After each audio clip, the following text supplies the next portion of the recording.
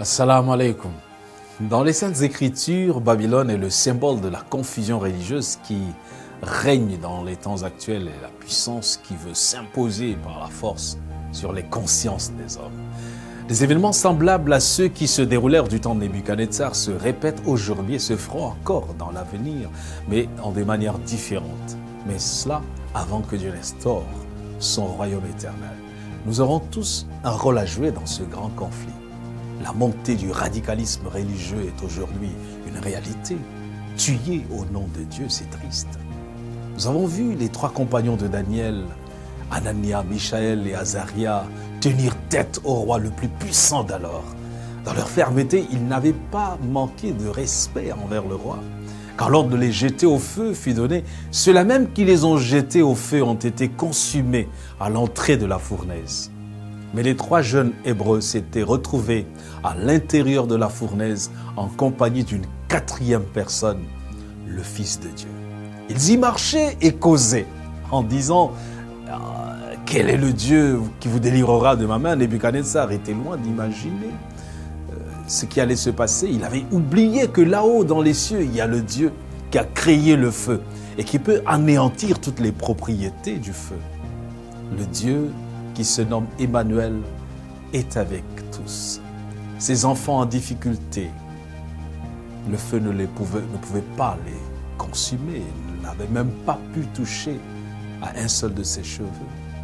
Le texte de Daniel 3, versets 24 à 26, nous décrit la scène. Alors, le roi Nebuchadnezzar, quand il avait vu cette scène, fut effrayé.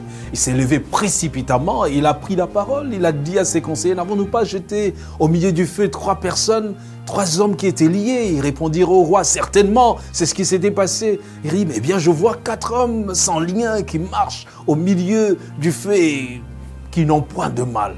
Et la figure du quatrième ressemble à celle d'un fils des dieux. Ensuite, Nebuchadnezzar s'est donc rapproché.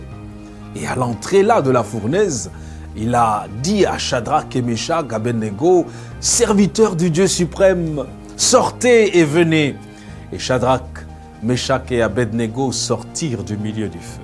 Je ne pense pas que les jeunes Hébreux fussent aussi pressés de sortir de cette fournaise. Ils passaient du bon moment avec le Fils de Dieu. Parler avec le Christ et cheminer avec lui nous fait oublier et dépasser les soucis de ce monde. Dans notre souffrance, nous pouvons profiter de la présence de Dieu à nos côtés, car il ne nous abandonnera jamais.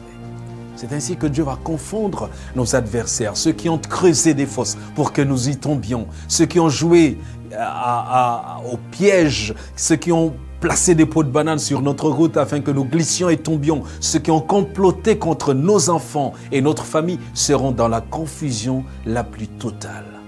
Parce que Dieu change le cours des choses et renverse les desseins des méchants.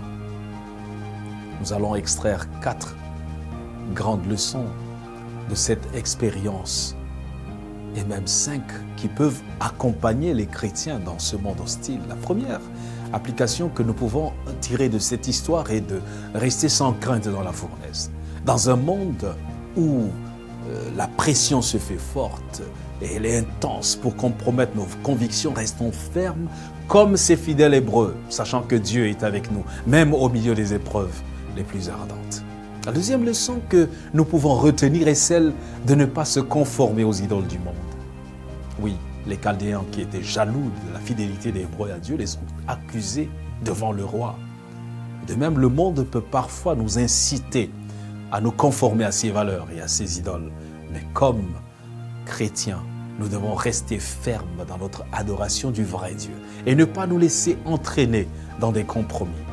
Oui, la troisième application pratique est celle de ne pas craindre les menaces des hommes.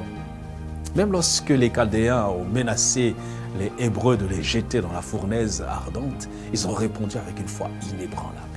Ils ont affirmé que Dieu pouvait les délivrer. Mais même s'ils ne le faisaient pas, ils ne serviraient pas les idoles du roi. De même, nous ne devons pas craindre les menaces ou les persécutions des hommes, mais gardons les yeux fixés sur Dieu. Oui, c'est lui qui est notre secours et notre délivrance. La quatrième leçon que nous tirons de là est la suprématie de la liberté religieuse. Nous devons défendre la liberté religieuse pour tous. sachant que la véritable adoration de Dieu vient du cœur librement offert et non par contrainte.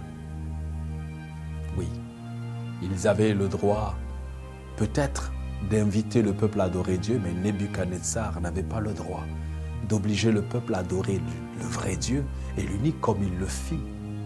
Oui, le culte doit être libre de toute contrainte. Enfin, la 5e leçon à retenir est un appel à notre jeunesse. Nous avons besoin d'une jeunesse intègre et excellente dans le travail. Une jeunesse fidèle dans les plus petites épreuves et qui tienne debout face à toutes les pressions. Quand nous nous tenons à genoux devant Dieu, dans la prière, dans sa présence, Dieu nous équipera pour le succès à la gloire de son nom. Que Dieu nous bénisse.